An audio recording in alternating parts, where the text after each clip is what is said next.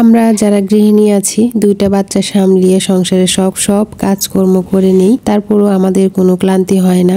এর মধ্যে আবার নিজেকেও সময় দিতে হয়, নিজের জন্য সময় ব্যয় করতে হয়। তারপরও দেখা যায় যে অনেক সময় নিজের একটু ভালো লাগে না, তারপরও কিন্তু আমাদের সব কাজ করেই নিতে হয়। আমি দুই বাচ্চা সামলিয়ে সংসারের সব কাজকর্ম করে নিই। এই তো দুপুরে পাতলা ডাল আর ছোট মাছের চচ্চড়ি রান্না করেছি। অনলাইন থেকে কি জিনিস কিনে আমি একদম ঠকে গেলাম, এটা কখনো ভাবতেই পারিনি। সবকিছু থাকছে আজকের ব্লগে, ব্লগটি দেখতে থাকেন, ভালো লাগবে। হ্যালো এভরিওয়ান, আসসালামু আলাইকুম। কি অবস্থা সবার, কেমন আছেন? নতুন আরো একটি ব্লগ দেখার জন্য আপনাদের সবাইকে স্বাগত জানাচ্ছি। বাসায় যদি আপনাদের ভাইয়া না থাকে বা আমার ছেলে বাসায় না থাকে, তাহলে দেখা যায় আমার সকালে নাস্তাটা নিয়ে তেমন একটা টেনশন থাকে না। এই তো রাতের এগুলো আমার খিচুড়ি ছিল, গতকাল আমি খিচুড়ি রান্না করেছিলাম। যেহেতু খিচুড়ি আছে তাই সকালে অন্য কিছু আর রান্না করতে ভালো লাগেনি। এখন আমি একা মানুষের জন্য কি আর রান্না করব, তাই খিচুড়িটা আমি গরম করে নিলাম। আর এই তো মুরগির মাংসের তরকারি ছিল আর ডিম ভুনা, এটা দিয়ে আমি সকালে নাস্তাটা করে নিচ্ছি।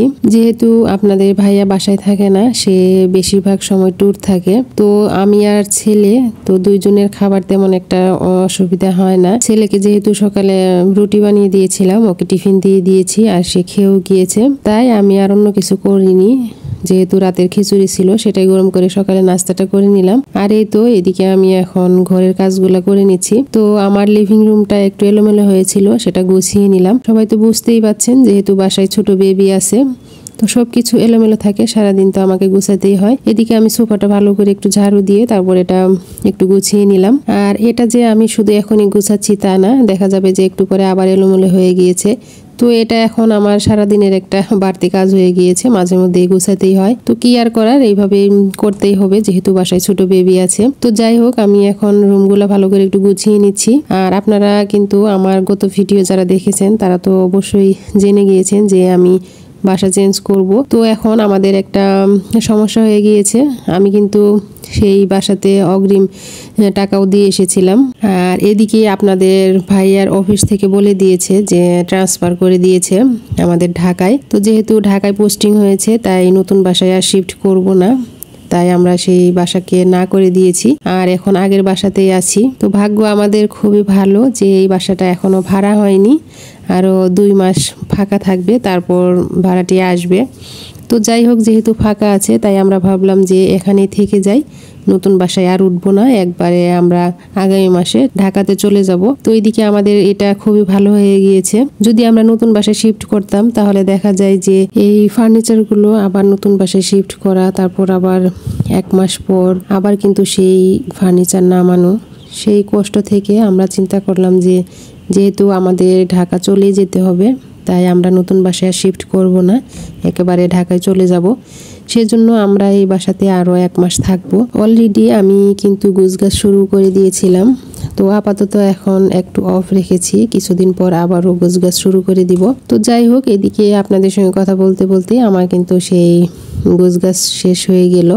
আমি রুমটা ভালো করে গুছিয়ে নিলাম, তারপর ঝাড়ু দিয়ে নিয়েছি। এখন চলে এসেছি কিচেনে।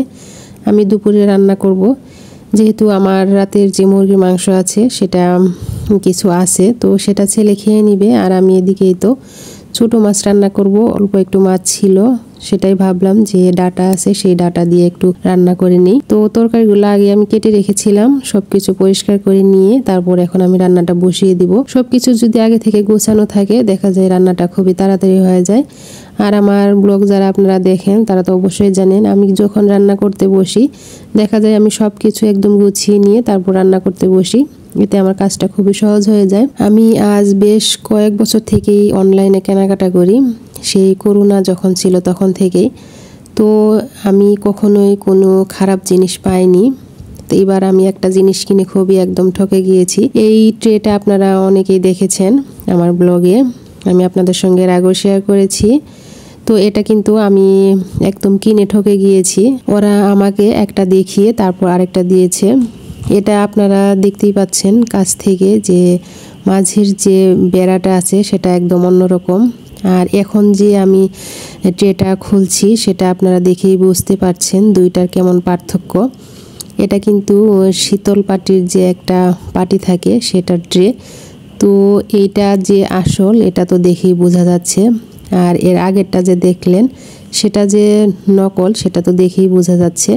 তো আমাকে কিন্তু তারা এটা দেখিয়েছিল, এরপর এই তো ওটা পাঠিয়েছে। তো কি আর করার, যেহেতু এটা ঠকে গিয়েছি আর কিছু করার নেই।